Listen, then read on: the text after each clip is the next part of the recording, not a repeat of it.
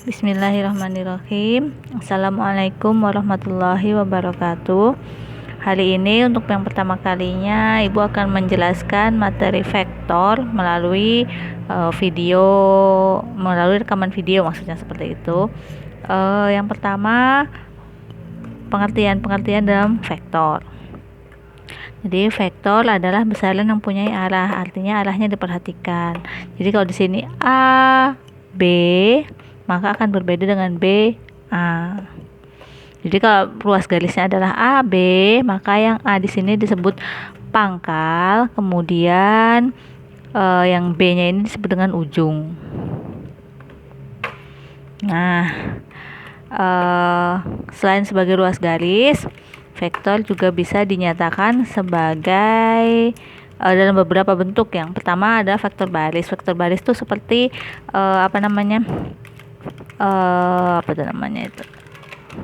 Kartesius. Seperti kita menyatakan X dan Y seperti ini. Ini namanya vektor baris dalam bentuk baris. Nah, kalau kolomnya kita bikin dia seperti matriks kolom, X-nya di atas, Y-nya di bawah. Kemudian ada kombinasi linier. Kombinasi linier itu pakai gabungan I dan J.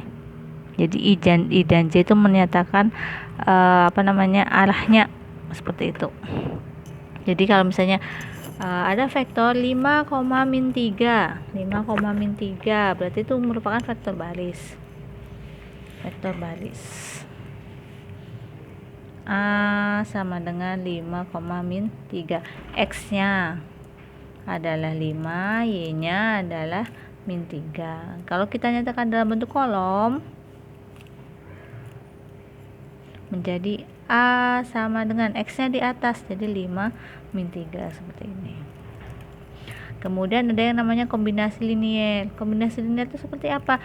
Ya, kita tambahkan aja I dan J-nya. Jadi A sama dengan X, itu pasangannya adalah I, jadi 5I. Kalau positif kita tulis seperti ini. Kemudian Y-nya negatif, berarti kita tulis dengan -3J seperti ini. Gampang saja kan? Gampang. Itu kalau untuk dimensi 2. Kalau dimensi 3 berarti ada 3 angka X, Y, dan Z. Di sini sudah ada contohnya. -2, 7, -3. Dan vektor barisnya X, Y, Z. X-nya adalah -2, Y-nya adalah 7, Z-nya adalah -3. Jadi kalau bentuk kolomnya seperti apa? Bentuk kolomnya tinggal kita ubah aja, -2, 7, -3 seperti apa. Kombinasi linearnya seperti apa? -2 karena dia negatif, -2I, kemudian Y-nya adalah positif, berarti plus 7J. Ini Z-nya adalah negatif, berarti -3K. Seperti ini. Gampang ya? Jadi kalau misalnya ketemu U sama dengan 3I min 2J plus 10K. Vektor kolomnya seperti apa? Ya tinggal kita ubah. X-nya yang mana? X-nya adalah 3, Y-nya -2, Z-nya 10. Seperti itu.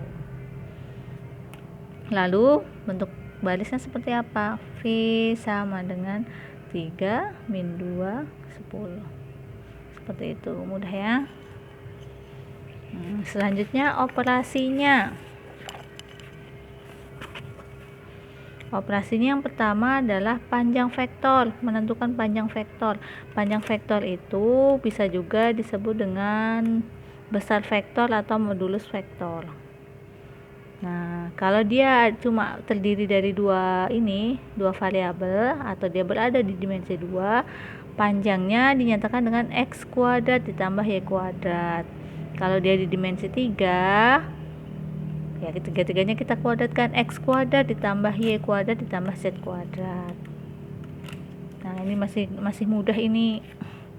Misalnya Ibu punya di sini contohnya sudah ada, tapi kita bikin contoh yang lain. Misalnya vektor A sama dengan 5,10.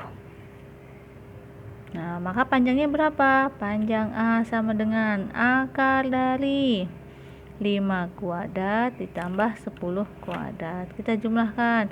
5 kuadrat berarti 25 ditambah 10 kuadrat yaitu 100 sama dengan jumlahnya adalah akar jumlahnya adalah akar 125. Bisa nggak kita sederhanakan? Bisa. Kalau bisa kita sederhanakan nih. Akar 125 sama dengan akar dari 25 kali 5. Salah satunya harus merupakan bilangan kuadrat. Sehingga kita peroleh panjang vektor A adalah akar dari 25 menjadi 5 akar 5. Seperti itu. Kalau bisa diakarkan, silahkan diakarkan. Kalau nggak bisa ya sudah cukup sampai akarnya. Misalnya kita punya vektor B yaitu I min J plus K. Nah, bisa kita daftar supaya mudah. X-nya 1, Y-nya min 1, kemudian Z-nya juga 1. Panjang vektor B berapa? Panjang vektor B selalu ada tanda mutlaknya di situ. Akar dari 1 kuadrat ditambah min 1 kuadrat ditambah 1 kuadrat. Akar dari 1 ditambah 1 ditambah 1 sama dengan akar 3. Nah, akar 3 biasanya tidak bisa kita akarkan secara langsung. Harus pakai kalkulator. Jadi dia cukup sampai di sini. Cukup mudah kan? Mudah, gampang, belum aja bisa. Nah, selanjutnya kebalikannya, diketahui panjang vektornya dan kita diminta menentukan salah satu elemennya. Di sini diketahui vektor B sama dengan min 2i plus mj plus 3k. Kemudian panjang vektornya atau panjang vektor B sama dengan akar dari 22. Nilai M yang memenuhi adalah, berarti tinggal kita sesuaikan. Kita masukkan dalam persamaannya. Dimulai dari yang diketahui. Panjang vektor B